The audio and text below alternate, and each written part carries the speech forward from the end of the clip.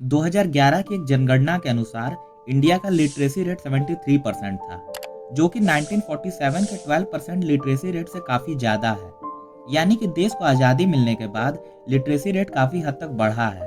लेकिन दूसरी तरफ देखा जाए तो 2021 के एक डेटा के मुताबिक इंडिया हर साल 15 लाख इंजीनियर्स प्रोड्यूस करता है। लेकिन क्या उन हर 15 लाख इंजीनियर्स को नौकरी मिल जाती है? तो जवाब है नहीं। आज के समय जितने भी इंजीनियर्स हैं उनमें से 80% इंजीनियर्स अनएम्प्लॉयड हैं और बचे 20% इंजीनियर्स ही एम्प्लॉयड हैं, जिनमें से 3% ऐसे हैं जिनको एक हाई क्वालिटी टेक जॉब्स मिली है, जिनका salary package around 8 to 10 lakh rupees per annum है। और ये अनएम्प्लॉयमेंट की समस्या सिर्फ इंजीनियरिंग सेक्टर में ही नहीं है, और भी कई ऐसे सेक्टर हैं जो इन समस्याओं से जूझ रहे हैं। लेकिन सवाल ये उठता है कि ये अनएम्प्लॉयमेंट की समस्या क्यों इतनी बढ़ती जा रही है? क्या कहीं ना कहीं इसमें इंडियन एजुकेशन सिस्टम की कोई कमियां तो नहीं है? और अगर हैं तो इन कमियों को दूर कैसे किया जाए? तो आइए जानते हैं इस वीडियो के माध्यम से इंडियन एजुकेशन सिस्टम से जुड़े इन सारे सवालों के जवाब। एक सरकारी नौकरी की चाहत में युवाओं के सपने आंखों में दम तोड़ देते हैं।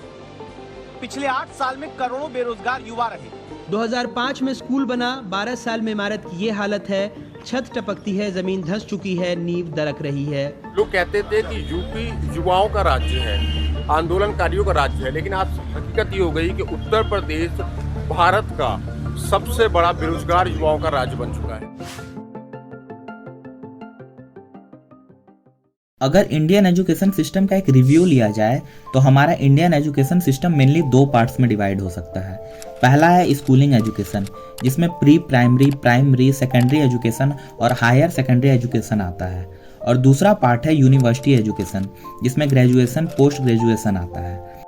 वैसे अगर देखा जाए तो हमारे देश में गवर्नमेंट के साथ साथ प्राइवेट स्कूल भी रन करते हैं, लेकिन 2006 की डेटा के मुताबिक 19% इंडियन चिल्ड्रन प्राइवेट स्कूल से एजुकेशन लेते थे। लेकिन यही डाटा 2014 में बढ़कर 38% हो गया। अब इस डाटा को देखकर आपको अंदाज़ा तो लग गया होगा कि आज के समय स्टूडेंट और पेरेंट्स गवर्नमेंट स्कूल को छोड़कर प्राइवेट स्कूल को ज़्यादा प्रेफर कर रहे हैं। अब इसका क्या रीज़न है? अब इसका रीज़न हम वीडियो में आगे जानेंगे। खैर, ये तो सारी बातें हो गई इंडियन एजुकेशन सिस्टम के एक रिव्यू की, लेकिन हमें जानना ये है कि इंडियन एजुकेशन सिस्टम की क्या डिफिशियंसी यानी कि क्या कमियां हैं। अगर हमें इंडियन एजुकेशन सिस्टम की कमियों को समझना है तो हम इन कमियों को मेनली 5 पार्ट्स में डिवाइड कर सकते हैं। पहला है लैक ऑफ क्वालिटी एजुकेशन, दूसरा है करप्शन इन एजुकेशन, तीसरा है लैक ऑफ फैसिलिटीज, चौथा है करिकुलम इशू और पांचवा है पीयर प्रेशर। अब इन सारी डिफिशियंसीज को हम डिटेल में समझते हैं। First part, lack of quality education. हमारे इंडियन एजुकेशन सिस्टम की क्वालिटी किस प्रकार की है, ये समझने के लिए मैं एक डेटा रखना चाहता हूँ। अगर पूरे वर्ल्ड में देखा जाए तो एजुकेशन सेक्टर में फिलीपींस का रैंक 76 है, मलेशिया का 51 है, श्रीलंका का 59 है, लेकिन वही इंडिया का रैंक 92 है। तो इस डेटा को देखकर आपको पता चल गया होगा कि हमारे इंडियन एजुकेशन सिस्टम के क्वालिटी में कहीं ना कहीं कोई कमी है, जिसके कारण हमारा इंडियन एजुकेशन सेक्टर इतना पीछे है। अब वो कमी कहीं ना कहीं एक टीचर में भी है। ये वीडियो देखिए आप। देश के राष्ट्रपति का नाम क्या है? नरेंद्र मोदी क्या है राष्ट्रपति। अब ये वीडियो देखने के बाद तो आपको पता चल ही गया होगा कि जब हमारे स्कूल में ऐसे टीचर रहेंगे तो हमारे स्टूडेंट्स का क्या होगा।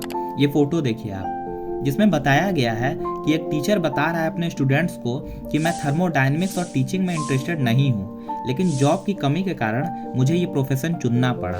अब हम एजुकेशन सिस्टम की डिफिशियंसी के सेकंड पार्ट पर आते हैं, करप्शन इन एजुकेशन। थोड़ी देर पहले हमने बात किया था कि आज के समय पेरेंट्स और स्टूडेंट्स गवर्नमेंट स्कूल को छोड़कर प्राइवेट स्कूल को ज़्यादा प्रेफर कर रहे हैं। अब इसका रीज़न ये है कि गवर्नमेंट स्कूल में क्वालिटी एजुकेशन की कमी है, टीचर्स की कमी है, प्रैक्टिकल अच्छे से कंडक्ट नहीं कराए जाते हैं, अच्छी फैसिलिटीज़ नहीं है। इन्हीं सारी कमियों के कारण पेरेंट्स अपने बच्चों को एक अच्छे प्राइवेट स्कूल में भेजना शुरू कर देते हैं और इसी चीज़ का लाभ उठाते हैं प्राइवेट स्कूल्स। जैसे ही पेरेंट्स अपने बच्चे को लेकर प्राइवेट स्कूल्स में जाते हैं, वैसे ही ये स्कूल्स तरह तरह के फीस के नाम पर पेरेंट्स की जेब ढीली कराना शुरू कर देते हैं, जैसे library fees, computer class fees, examination fees, admission fees, और इन सारी फीस के साथ साथ महंगी महंगी बुक्स, यूनिफॉर्म, शूज़ खरीदने के लिए मजबूर करते हैं। आप ये एक चार्ट देखिए जिसमें बताया गया है कि एक एवरेज फैमिली अपने बच्चे को बढ़ाने और एक अच्छी एजुकेशन दिलाने के लिए अपने कमाई का लगभग 46% मनी स्पेंड करता है। लेकिन अगर इतनी मनी स्पेंड करने के बाद और इतनी मेहनत करने के बाद अगर एक स्टूडेंट अनएम्प्लॉयड रह जाए तो उसके पेरेंट्स और स्टूडेंट पर क्या बीतेगी।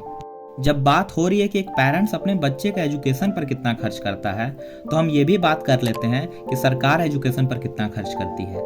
वैसे तो हम सालों से सुनते आ रहे हैं कि सरकार एजुकेशन पर जीडीपी का 6% खर्च करती है, लेकिन एक रिपोर्ट बताती है कि 2021 और 2022 में एजुकेशन पर जीडीपी का सिर्फ 3.1% खर्च हुआ था और बाकी 2.9% कहाँ गया इसका कोई पता नहीं। अब हम डिफिशियंसी के थर्ड पार्ट पर आते हैं, lack of facilities. UDISC plus की 2019-2020 के डेटा के मुताबिक भारत में 6,465 ऐसे स्कूल हैं जिनके पास खुद की स्कूल बिल्डिंग है ही नहीं। 35 ऐसी बिल्डिंग है जो पूरी तरह से जर्जर हो चुकी है और 4,417 स्कूल्स की बिल्डिंग अंडर कंस्ट्रक्शन में है। और 2016 की एक एनुअल सर्वे ऑफ एजुकेशन की एक रिपोर्ट के मुताबिक इंडिया में 3.5% ऐसे स्कूल्स हैं जहां पर शौचालय की सुविधा है ही नहीं। ऐसे ही कई सारी सुविधाओं से वंचित है आज भी हमारा इंडियन स्कूल्स, जैसे लाइब्रेरी की कमी, कंप्यूटर की कमी, प्लेग्राउंड की कमी, यहाँ तक कि ब्लैक बोर्ड तक की कमी। अब हम आते हैं फोर्थ पार्ट पर, curriculum issue. Indian education system का मेनली फोकस होता है किताबी ज्ञान पे, रट के अच्छे से अच्छे मार्क्स लाने पर। इंडियन एजुकेशन सिस्टम में ये नहीं सिखाया जाता है कि ये जो हम सिलेबस में पढ़ रहे हैं उसको अप्लाई कैसे करना है। स्कूल में जब साइंस पढ़ाया जाता है तो स्टूडेंट बोर होता है, उसको समझ में नहीं आता है क्योंकि उसको क्रिएटिव वे में नहीं पढ़ाया जाता है। और अगर बच्चा हिम्मत करके टीचर से पूछ ले तो उसको चुप कराकर बैठा दिया जाता है क्योंकि वो टीचर खुद ही बुक तक सीमित है। इस एजुकेशन सिस्टम में स्किल्स की कहीं बात ही नहीं होती है। होती है तो ये कि IIT करो, नीट करो, तभी एक अच्छा इंजीनियर या फिर डॉक्टर बन पाओगे। इंडियन एजुकेशन सिस्टम में sports, photography, acting, music, entrepreneurship को प्रोफेशन नहीं माना जाता है। माना जाता है तो क्या, हॉबी। यहाँ तक कि हमारे इंडियन एजुकेशन सिस्टम में फाइनेंशियल नॉलेज तक नहीं दिया जाता है, जबकि स्टूडेंट्स, पेरेंट्स, टीचर, यहाँ तक कि गवर्नमेंट तक को मालूम है कि बच्चे को पढ़ाई करने के आखिर में पैसे भी कमाना है। अगर एक सिंपल वर्ड में कहा जाए तो हमारा ये इंडियन एजुकेशन सिस्टम भेड़ चाल चलना सिखाता है कि सब के सब रट के अच्छे मार्क्स लाओ और एक इंजीनियर, डॉक्टर, लॉयर या टीचर बनो। और शायद यही कारण है कि हमारे युवाओं की सोच संकुचित हो गई है।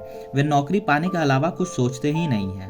एक IT कंपनी के मुताबिक 94% से ज़्यादा इंजीनियर्स ग्रेजुएट ऐसे हैं जो हायर करने के लायक ही नहीं हैं, क्योंकि उन्होंने तो सिर्फ किताबी ज्ञान लिया है, प्रैक्टिकली कैसे अप्लाई करते हैं वो तो सीखा ही नहीं है। अब आते हैं डिफिशियंसी के फिफ्थ और लास्ट पार्ट पे, पीयर प्रेशर।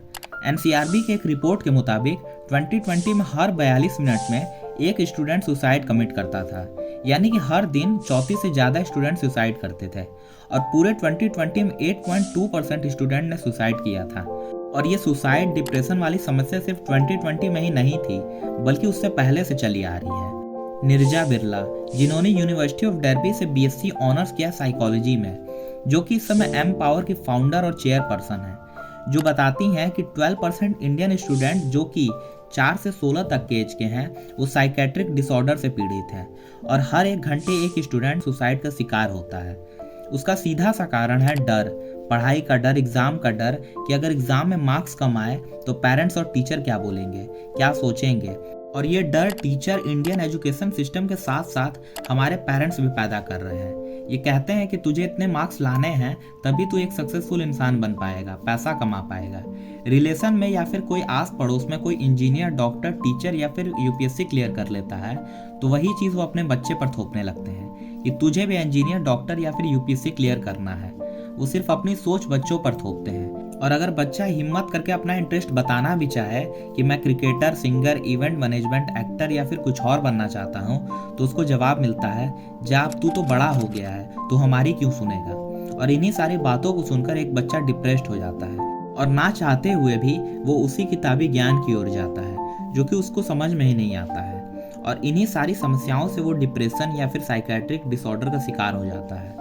तो दोस्तों, ये थे कुछ 5 पॉइंट्स जिससे कि हमें इंडियन एजुकेशन सिस्टम की कमियों को समझने में आसानी हुई। अब हमें जानना है कि इन कमियों को कैसे दूर किया जाए। फर्स्ट पॉइंट, टीचर जो भी बच्चों को पढ़ा रहा है उसको अप्लाई कैसे करना है ये भी बताए। टीचर्स बच्चों को सिर्फ मार्क्स लाने के लिए ना पढ़ाए, बल्कि बच्चों को सही मायने में शिक्षित करने के लिए पढ़ाए।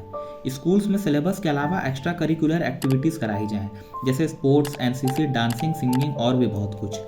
सेकंड पॉइंट, स्कूल में सेमिनार वर्कशॉप ऑर्गेनाइज कराने चाहिए जिसमें ट्रेनर बच्चों को कल्चर, सोसाइटी और अलग अलग करियर के बारे में बताए, जिससे बच्चों को नई नई चीज़ों को एक्सप्लोर करने में आसानी हो। और थर्ड और लास्ट पॉइंट, गवर्नमेंट बच्चों को अफोर्डेबल प्राइस में क्वालिटी एजुकेशन प्रोवाइड कराए। कम से कम जीडीपी का 8 to 10% इन्वेस्ट किया जाए एजुकेशन पे। सरकार स्कूल्स के इंफ्रास्ट्रक्चर, फैसिलिटीज़ और टीचर्स ट्रेनिंग पर ध्यान दे। तो दोस्तों, ये थी इंडियन एजुकेशन सिस्टम की रियलिटी। और अगर आपको इस वीडियो के द्वारा इंडियन एजुकेशन सिस्टम के बारे में जानने में आसानी हुई तो हमारे चैनल को सब्सक्राइब कर दें और वीडियो को लाइक और शेयर कर दें। और हाँ, अगर आप जानना चाहते हैं टाइटैनिक जहाज़ की पूरी कहानी तो एंड स्क्रीन पर आ रहे वीडियो को क्लिक करके पूरी वीडियो देख सकते हैं।